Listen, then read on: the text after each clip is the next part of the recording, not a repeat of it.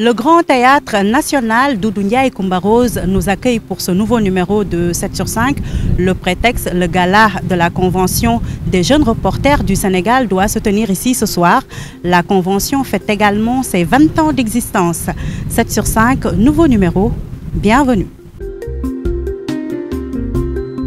Le président de la République a lancé lundi à Diamniadio les travaux de la conférence des administrateurs et managers publics qu'il considère comme un rendez-vous inédit visant à moderniser profondément les secteurs publics et parapublics et de les rendre beaucoup plus efficaces.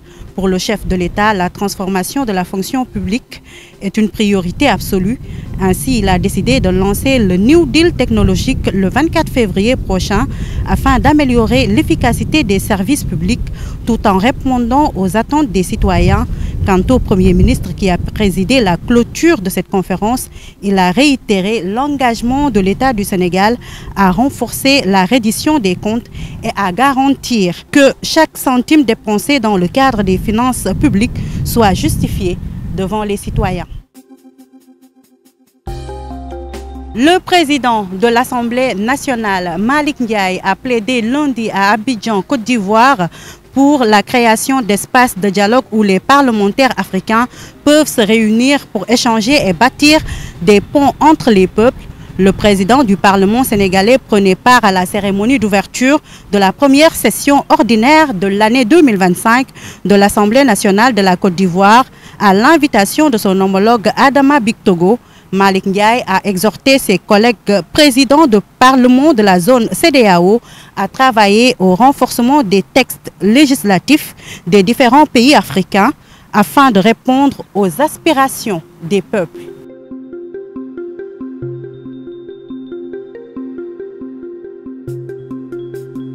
Le chef d'état-major général des armées, le général Mbaye Cissé, a présidé mercredi à la base navale amiral Faye Gassama la célébration des 50 ans de la Marine nationale sénégalaise. L'événement était placé sous le thème Marine nationale, 50 ans au service de la défense nationale et de l'application des lois en mer, faisant le bilan des missions et des réalisations accomplies au cours de l'année 2024.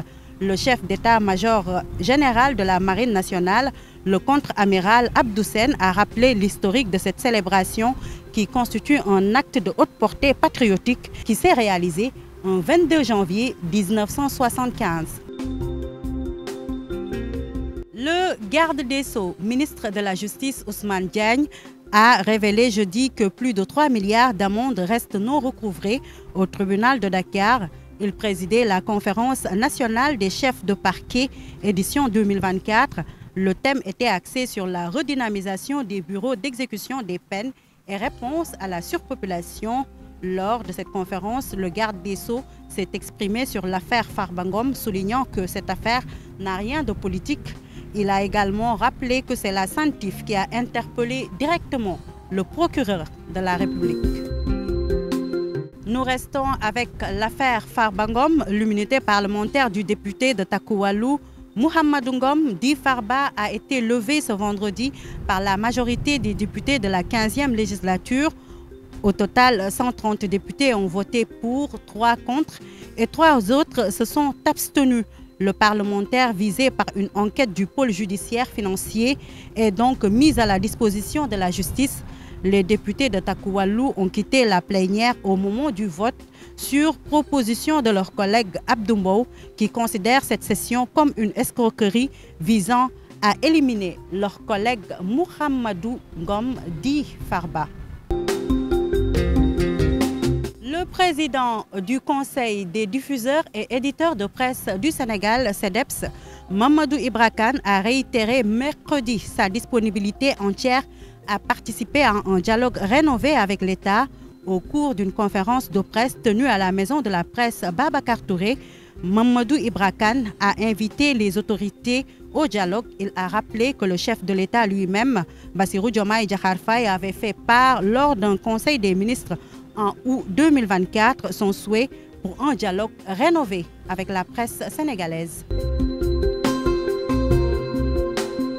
À présent, religion. Le ministre de l'Intérieur, le général Jean-Baptiste Tine, a assuré mardi à Dakar que toutes les dispositions sont prises pour une bonne organisation de la 145e édition de l'appel de Seydina Limamoulahi, en présence des chefs de service de l'État et des membres du comité d'organisation de cet événement. Le général Tine a insisté sur le suivi des engagements de l'État. La 145e édition de l'appel de Seydina Limamoulahi est prévue les 30 et 31 janvier 2025 à Yoff, Cambérène et Ngor. Agenda à présent, la Maison de la Culture d'Outasek accueille samedi un panel consacré à l'engagement pour l'indépendance et le développement du Sénégal de l'ancien président du Conseil Mamadou Dia, une date coïncidant avec l'anniversaire du décès de ce dernier le 25 janvier 2009.